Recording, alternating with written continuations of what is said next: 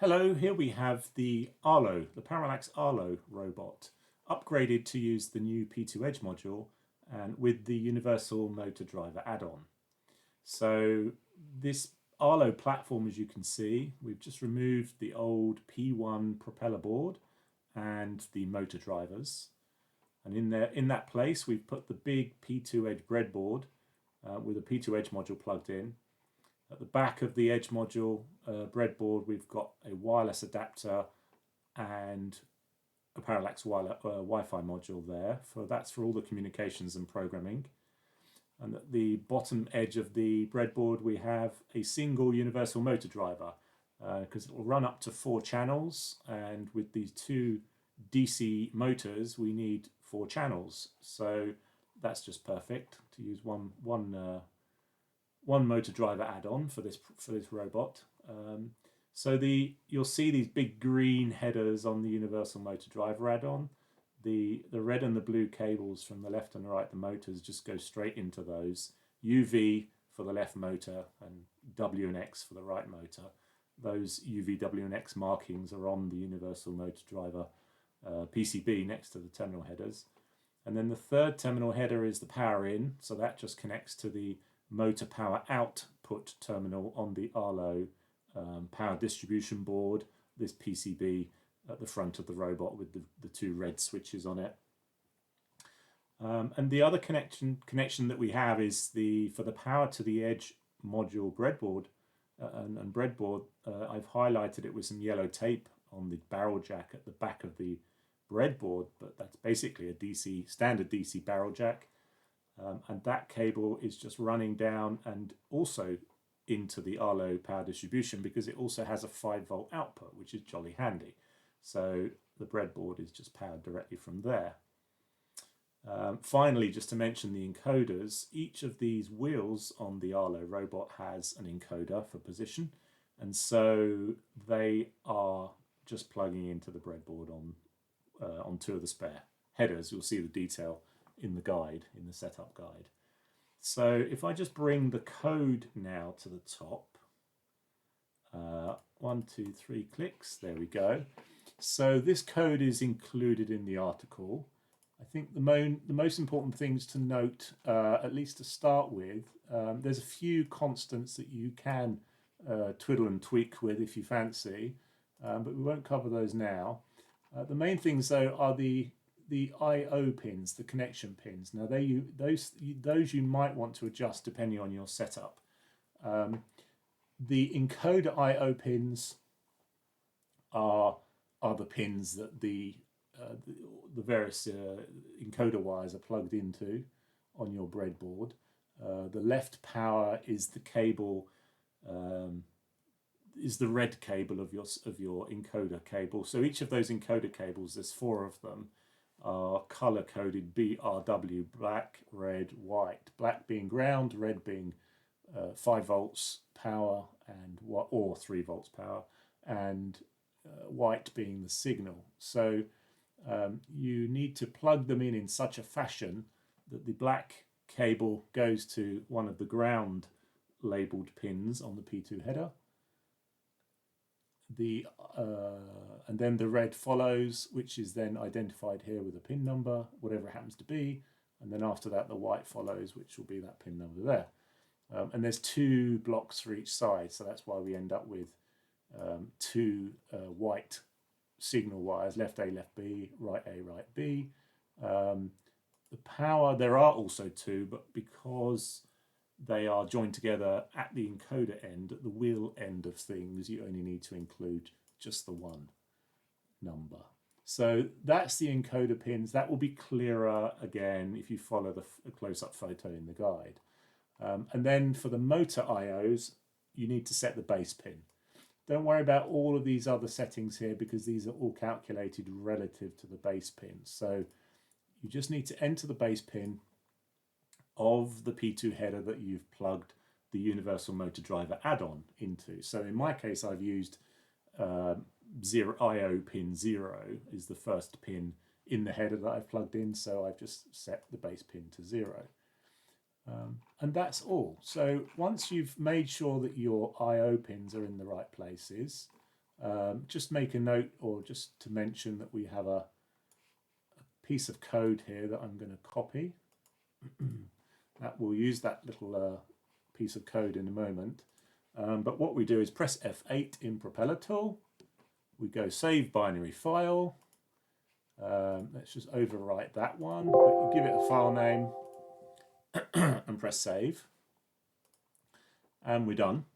And now we need to open up a command prompt, which hopefully I have one here ready to bring into view.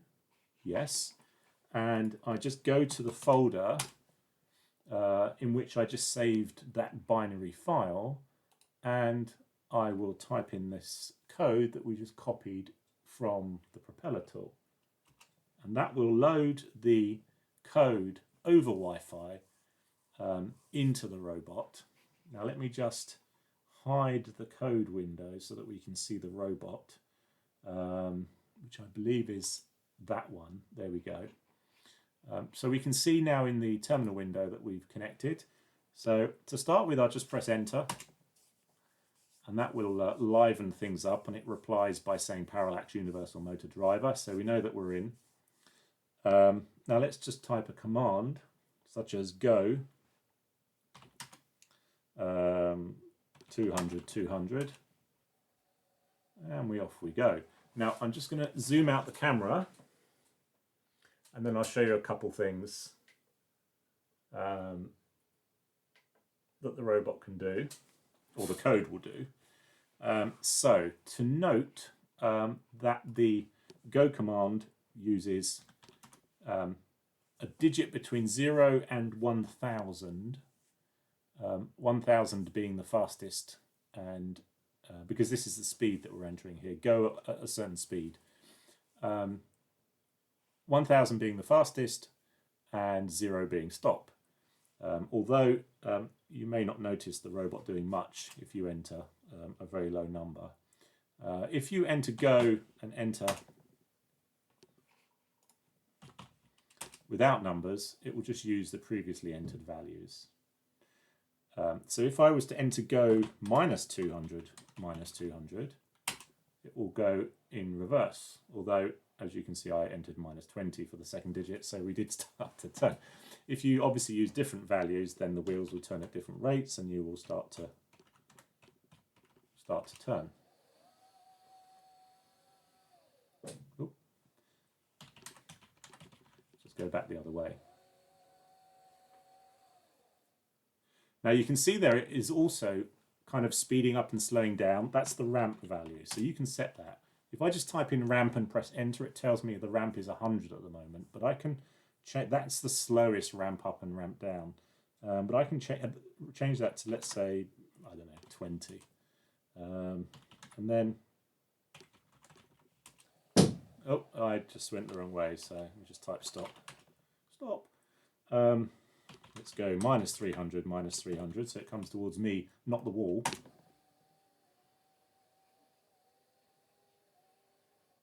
probably a bit too far.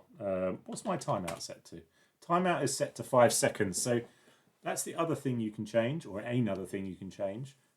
When you enter a go command, if you don't type stop, then it will just keep going. You can type stop at any time. But in testing, we found it was quite useful to have a timeout value as well, a kind of global timeout value. So by typing time, that value comes up. It's preset to 5,000 milliseconds, so 5 seconds. We could change that to, let's say, 1,000 milliseconds, which is about a second, and then the robot will time out much quicker. Go. Yeah, so now it only drove for a second, which is actually a bit annoying now for the video. So let's say 3 seconds, and let's just run that again. 1, 2, 3, roughly, and there we go. If we wanted to turn, then we could do, let's say, go minus 300 with one wheel, and let's say 30 with the other wheel, or even 0 with the other wheel, I guess. Yeah, so you can see that you can go. Let's go the other way. Yeah. So the timeout was 5 seconds, and you can see that the screen updates with the word timeout once it reaches that timeout. What you could do in that time is if you wanted to type a different go command and change direction, you could. 200, 200, I'm not quite sure which way we're going to go now. Oh, we're going that way, and then let's say we want to come back the other way. We just come back the other way, but I've done something funny. Anyway, so that's that. Now there's one other command to show you, and that is, well, first let's try and get the thing back into shot. Stop! Oh, did I set the... yeah, I did set the timeout to 5 seconds, so obviously that's quite a long period of time, given the small space we have. Right, so we want to go forwards. Okay, do that again. Something like that. Yeah, right.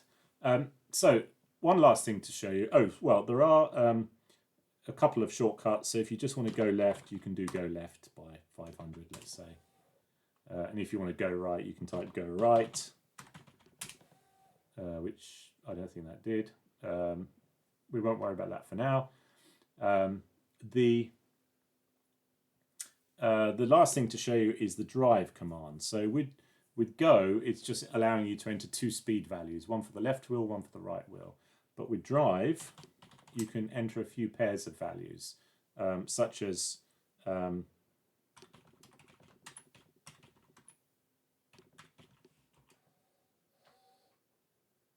that. You can enter a whole long sequence, and you could type it into a notepad to start with, for example, and then copy paste it in. So if you wanted to figure out a sequence that would have the robot drive in a square or figure of 8 or whatever, you could figure that out in a notepad and just copy paste the long drive instruction into the window, and then it would just go through each step of the code and execute those steps. There is a limit. I think it's 1024 characters at the moment. You could probably increase that buffer size in the code. And of course you could adjust everything in the code because the source code is there. But hopefully this is just a useful basic kind of starting place for you to, plug your robot together, run the code, and actually have it moving around and have something to go from. One thing that's really important is the fact that the interface that I'm typing into remains responsive. So if I type go, whatever, and have the robot drive for 5 seconds, what we can't have is the robot lock up, be stuck in a loop dealing with its driving process and not listen to any other instructions, because we might want to say stop, for example, if it suddenly hits a wall or an object. So that's a really important point to notice, or to note in the sample code, that it's a non-blocking control interface. You can type the commands anytime, and that's something that I think is important to keep, important to note. And yeah, that's the basics. Just briefly to note that you could also run this over a USB connection if you plugged a prop plug in. If you had it powered from a bench supply for doing development work and you put the robot up on bricks, as it were, you could just use a wired connection if you wanted to. Once you're happy with your drive code, you could save it into the flash memory of the Edge module, and then you wouldn't have to run prop loader each time. You could simply open a let's just come out of this thing if I can. I'm not sure what the escape code. There we go. You could actually just run like a telnet console 192.168. I think it was. Let me just check. Prop loader -W. That will scan and give us the IP. Yeah. So what you could do, if you had this Wi-Fi wireless code stored in the flash memory of the chip, you could just telnet 192.168.168 in this case. Gosh, that's a good IP. Boof, and that gets us in there. So help.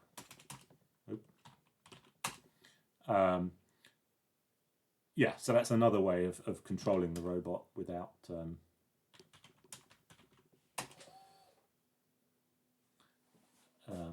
without needing to use prop loader. Or as I say, you could just use a USB interface and use Propeller serial terminal and do it that way. So I hope that gets you started.